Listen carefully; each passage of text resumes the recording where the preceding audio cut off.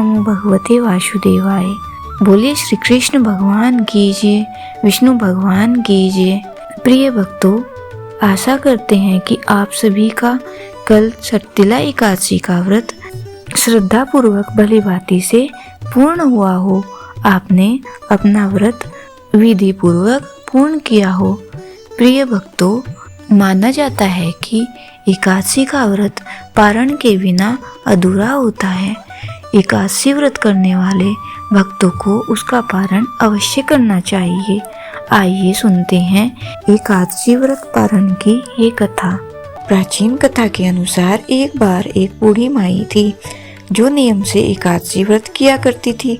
प्रतिदिन तुलसी जी की सेवा करती थी, तुलसी जी को सींचा करती और कहती है, तुलसी माता सत की दाता, मैं आपका बिड़ला सींचती हूँ, मुझे बहू दो, पीताम्बर की धोती दो, मीठा मीठा घास दो, बैकुंठ में वास दो, चटक की चाल दो, पटक की मौत दो, चंदन का काठ दो, रानी सा राज दो, दाल भात का भोजन दो, 11 की मौत दो और श्री कृष्ण का कंधा भी दो।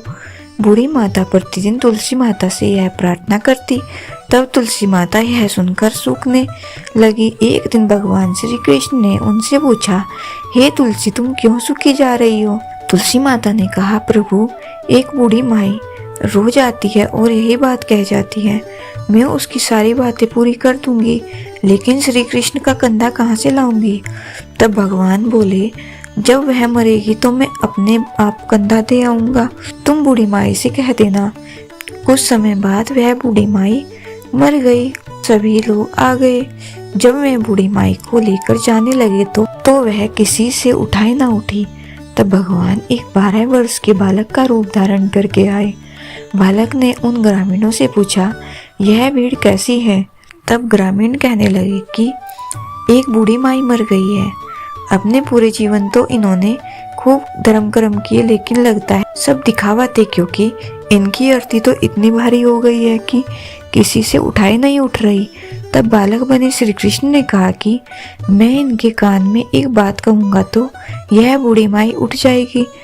फिर बालक बने श्री कृष्ण बूढ़ी माई के कान में कहने लगे, बूढ़ी माई, मन की निकाल ले, पीताम्बर की धोती ले, मीठा मीठा घास ले, बैकुंठ का वास ले, चटक की चाल ले, पटक की मौत ले और ले श्री कृष्ण का कंधा भी ले। यह सुनकर बूढ़ी माई तो तुरंत हल्की हो गई और फिर भगवान ने उन्हें स्वयं कंधा दिया और इस प्रकार बूढ़ी माई को मुक्ति मिल गई। हे तुलसी माता, जैसे बूढ़ी माई को मुक्ति मिली वैसे सबको देना। एक बार की बात है, एक गांव में एक बूढ़ी माई अपने बेटे और बहू के साथ रहती थी। बूढ़ी माई का नाम था सुखिया और उनके परिवार में उनका एक पोता और पोती भी थे। सुखिया के परिवार में सभी लोग हंसी खुशी रहते थे और उनका समय बड़े आनंद से बीत रहा था, क्योंकि बुढ़िया माई बहुत ही नित्य क्रम वाली थी, बहुत धार्मिक थी। वह हमेशा एकादशी माता का व्रत भी रखती थी। हर दिन नियम से तुलसी माता की पूजा करती और तुलसी माता में जल अर्पित करती, दीपक जलाती, आरती करती और परिक्रमा किया करती। ऐसे ही बुढ़िया माई के दिन आराम से बीत रहे थे। उनकी जो सखिया थी वह भी उनके पास बैठकर कथा कहानी सुना करती थी और अपना ज्ञान बढ़ाया करती थी। फिर एक बार की बात हुई, बुढ़िया माई अपनी सखियों के साथ बैठी हुई थी।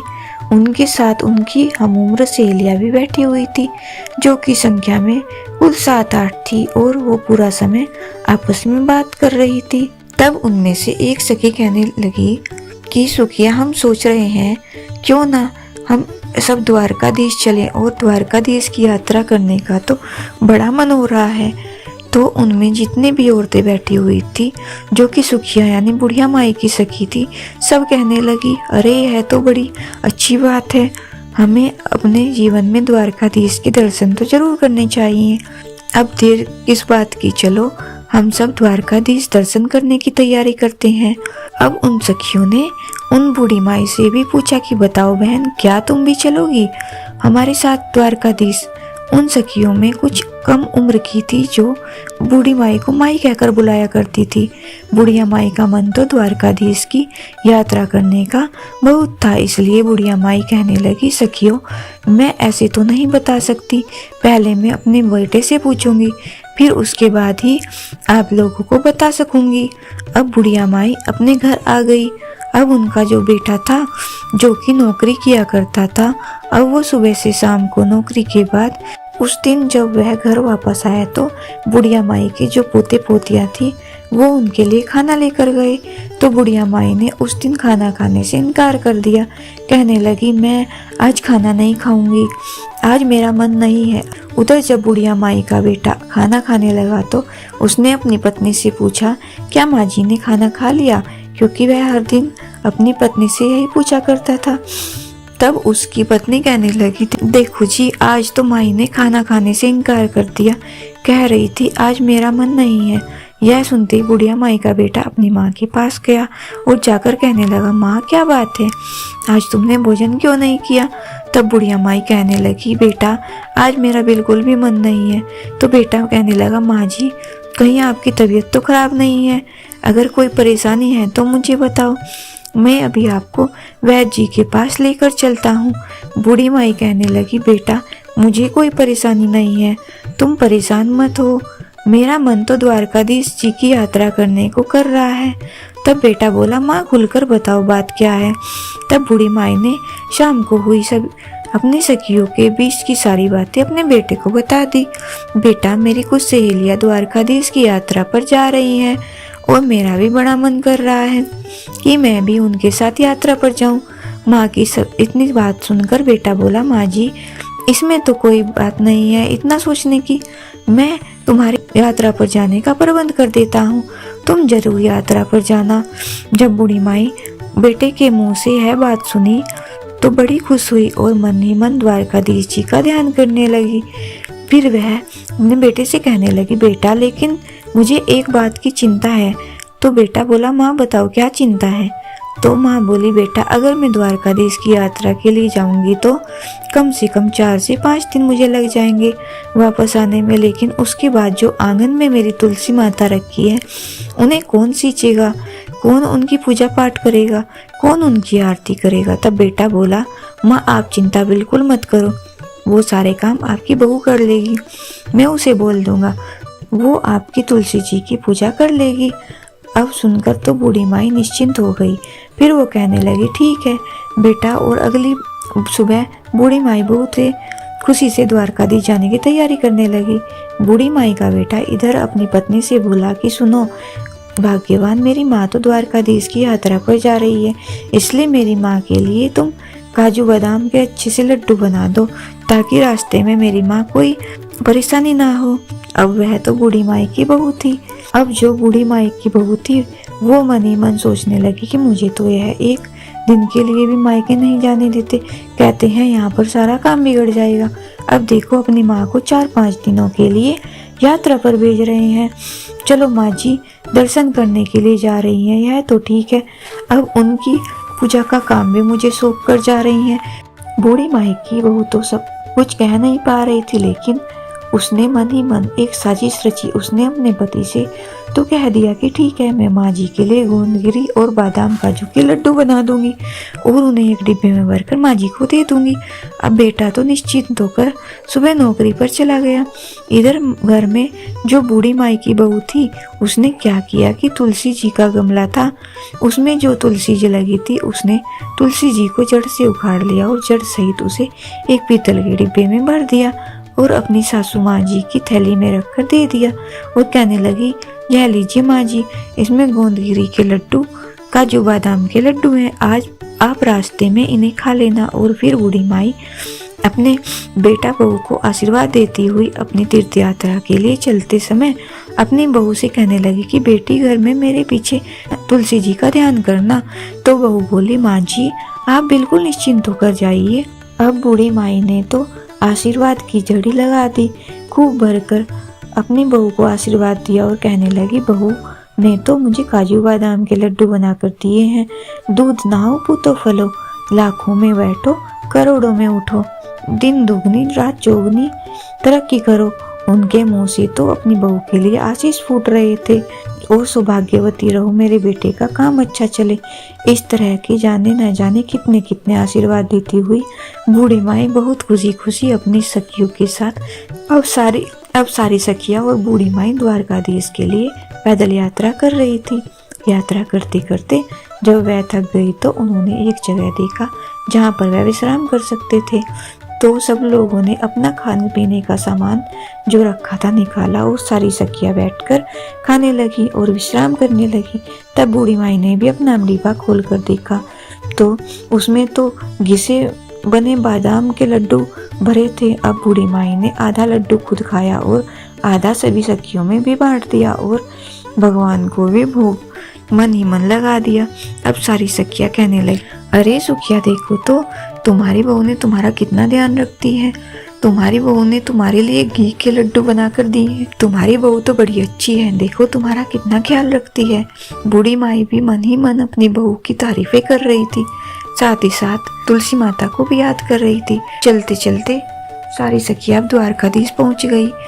जब मैं वहां पहुंची तो उस समय शाम हो रही थी। शाम का समय था। वहां पर दर्शन करने के लिए बहुत लंबी भीड़ थी। इतनी लंबी लाइन देखकर द्वारकाधीश जी के दर्शन करने के लिए तो अब बूढ़ी माई का मन ही मन सोचने लगी और आंखें बंद करके ध्यान करने लगी, प्रभु जी इतनी लंबी भीड़ है, अगर आज मुझे आपके दर्शन नहीं हुए और कपाट बंद हो गए तब तो मेरा यहाँ आना ही बेकार हो जाएगा। बूढ़ी माई मन ही मन द्वारकाधीश जी से प्रार्थना कर रही थी कि प्रभु एक बार जीवन में मुझे दर्शन करने के लिए दे दो। मैं तो बहुत दूर से आपके दर्शन के लिए पैदल चल कर आई हूँ। हे प्रभु, मैं तो आपके दर्शनों की प्यासी हूँ। मन ही मन ध्यान करने के बाद बूढ़ी माई ने आंखें खोली तो क्या देखा कि एकदम से चमत्कार हो गया। जो लंबी लाइन लगी हुई थी उस लाइन में वह सबसे आगे खड़ी थी और सामने खड़े थे द्वारकाधीश जी। यह देखकर बूढ़ी माई की तो हैरानी का ठिकाना नहीं रहा।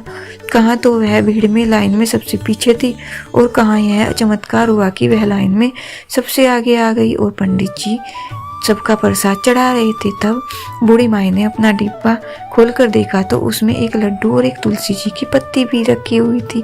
अब बूढ़ी माई ने वही लड्डू और तुलसी जी की पत्ती द्वारकाधीश को चढ़ाने के लिए यानी भोग लगाने के लिए पुजारी जी को थमा दी।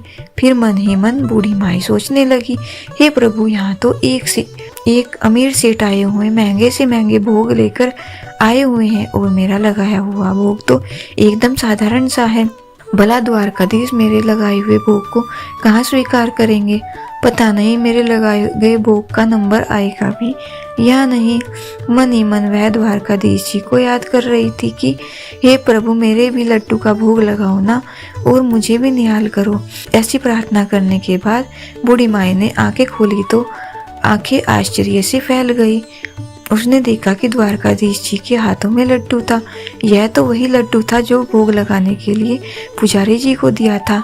साथ में तुलसी जी की पत्ती भी थी जो ठाकुर जी के हाथ में थी।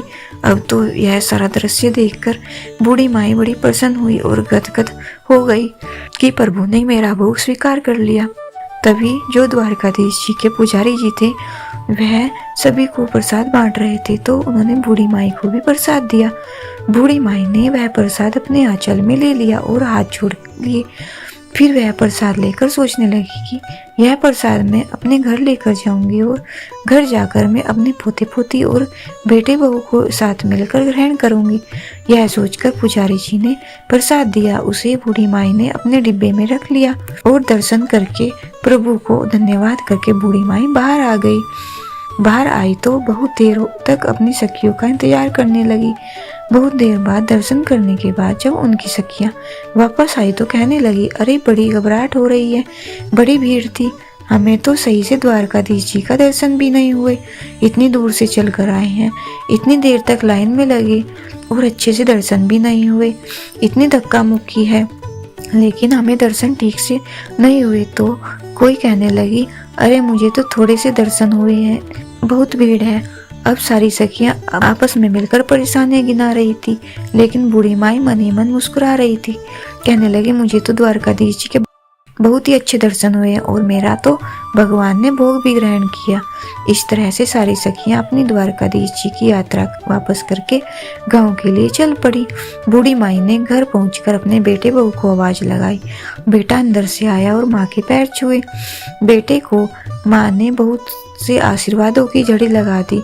जियो मेरे लाल, मेरी यात्रा तो बड़ी सफल रही। फिर कहने लगी, अरे बेटा बहू कहाँ है? बहू नहीं आई, बहू दिखाई नहीं दे रही है। क्योंकि बेटा हाथ में पानी का गिलास लेकर खड़ा था कि माँ जी यह लो पानी पियो और आराम से बैठ जाओ। पानी का गिलास जो बेटा लेकर खड़ा था तो बूढ़ी माई फिर से पूछने लगी कि बेटा बहू कहाँ गई है? तब बेटा बोला, माँ मैंने तो उसे घर से निकाल दिया। माँ कहने लगी, बेटा यह क्या किया तूने? यह तो बड़ा अनर्थ कर दिया। मेरे जाने के बाद तूने ऐसा क्यों किया? मैं जो 4-5 दिन की यात्रा के लिए गई थी, तूने पीछे से बहू को ही घर से निकाल दिया। अरे ऐसा क्या हुआ जो तूने मेरी बहू को निकाल दिया? मेरी बहू तो बड़ी गुनी है। तो बेटा बताने लगा, माँ जी यह जो आपकी बहू है ना, इसने तो आपके साथ बड़ा भारी छल किया। मैंने तो गोंद और काजू बादाम के लड्डू बनाने को बोला था कि मेरी माँ यात्रा पर जा रही है, तुम उनके लिए लड्डू बांध कर ले दे देना। तो उसने तो आंगन में लगी तुलसी जी को जड़ से ही उखाड़कर पीतल के डिब्बे में भरकर तुम्हें दे दिया।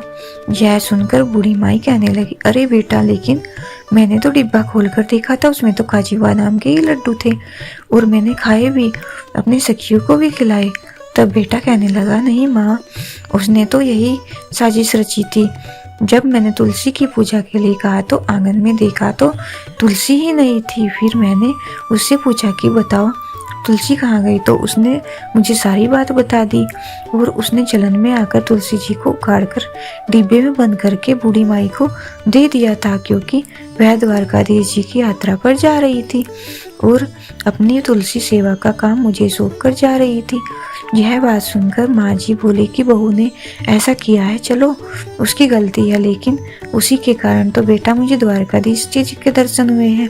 मेरे साथ तो बेटा ऐसा चमत्कार हुआ कि मैं तुम्हें क्या बताऊं, मैं कैसे गुणगान करूं। पता है क्या हुआ?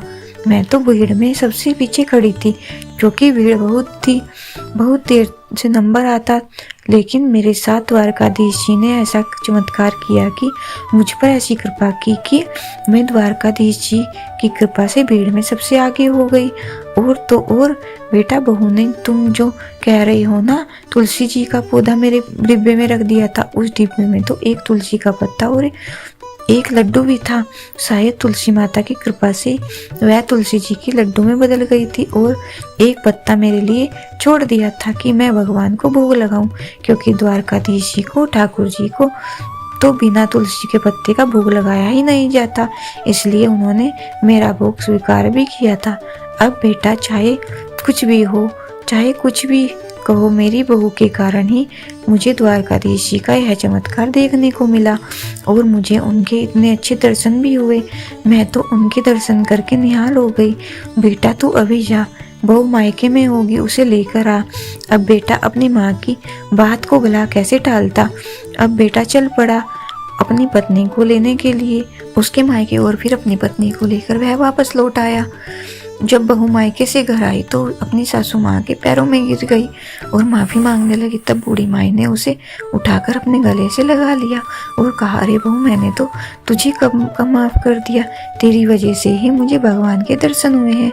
अगर तू ऐसा नहीं करती तो पता है मुझे भगवान के दर्शन होते भी नहीं। मैंने तुझे माफ़ कर दिया, लेकिन हाँ अगर तुझे माफ़ी मांगनी है तो एकादशी माता और तुलसी माता से मांगो। तब बहू ने तुलसी माता से माफ़ी मांग ली। फिर उन्हें याद आया कि अरे जो द्वारकाधीश से तुम्हारे लिए मैं प्रसाद लेकर आई थी, ज़्यादा कहाँ है। बच्चे आए थे खेलते हुए तो कहने लगे, दादी माँ आ गई, दादी माँ आ गई, दादी माँ आप यात्रा से आ गई थी तो बताओ ना हमारे लिए क्या लेकर आई। तब दादी माँ बोली, अरे बच्चों तुम सबके लिए द्वारकाधीश जी का प्रसाद लेकर आई हूँ, तब मिलकर थोड़ा थोड़ा बांट कर खा लेंगे। अब जैसे ही बूढ़ी माई ने थैले से वह पीतल का डिब्बा निकाला तो उसमें से जो वह प्रसाद निकालने लगी तो उसमें जो लड्डू था वह तो सामान्य नहीं था, वो तो पूरा का पूरा डिब्बा हीरे मोतियों से भरा हुआ था। अब तो यह देखकर बूढ़ी माई और बहू बेटे की आंखें भी आश्चर्य से फट गई। तब बूढ़ी माई कहने लगी कि बेटा, मैंने तो इसमें लड्डू रखा था, पता नहीं कहाँ से इतने सारे हीरे मोती इसमें आ गए। तब बेटा बहू कहने लगी कि माँ जी, यह सब तो एकादशी माता और तुलसी माता की कृपा से हुआ है। आपकी यात्रा सच्ची है, आपकी भक्ति सच्ची है, इसलिए तो उन्होंने आपको आपकी एकादशी और तुलसी माता की पूजा का फल दिया है। अब तो बहू बेटा माँ के कदमों में पड़ गए। माँ बोली, बेटा मुझे छोड़, तुलसी माता कदमों में पड़ो। तो बहू और बेटा तुलसी माता से माफ़ी मांगने लगे और ठाकुर जी से भी माफ़ी मांगी कि अनजाने में हमसे भूल हो गई, माफ़ कर दो। अब तो वह भी अपनी माँ की तरह एकादशी माता की सेवा करने लगे, तुलसी माता को सींचने लगे, तुलसी जी की खूब पूजा सेवा करने लगे। उनके खुशी खुशी से दिन बीतने लगे। इतना धन हो गया था कि उसने गांव में बहुत सारे काम कराए, गरीबों की कन्याओं का विवाह कराया। जैसे भी गांव में उसने उसी धन को बेटियों के विवाह में, कुएं बावड़ी बनवाने में और बच्चों के स्कूल बनवाने में खर्च करने लगी। जितना बूढ़ी माई उस धन को लगाती, उतना ही बूढ़ी माई के पास फिर से धन बढ़ जाता। बूढ़ी माई जब तक जीवित रही, उन्होंने तुलसी माता की कभी भी पूजा नहीं छोड़ी। जीते जी एकादशी व्रत कभी नहीं छोड़े। वो हमेशा सच्चे मन से एकादशी व्रत रखा करती, तुलसी माता की सेवा किया करती। बूढ़ी माई बचपन से ही तुलसी जी की सेवा करती आई थी और मरने के बाद भी तुलसी माता और एकादशी माता की कृपा से बूढ़ी माई को मोक्ष की प्राप्ति हुई। बेटा बहू के दिन भी अच्छे हो गए।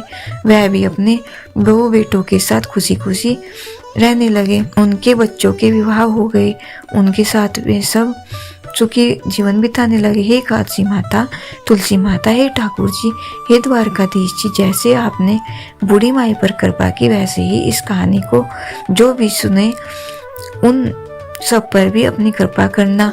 सभी मिलकर प्रेम से बोलिए, तुलसी माता जी कीजिए, ठाकुर जी कीजिए। जय जय तुलसी माता मैया, जय तुलसी माता, सब जग की सुखदाता, सबकी वर माता। मैया जय तुलसी माता, सब योगों से ऊपर, सब रोगों से ऊपर, रज से रक्षक करके सबकी भव त्राता।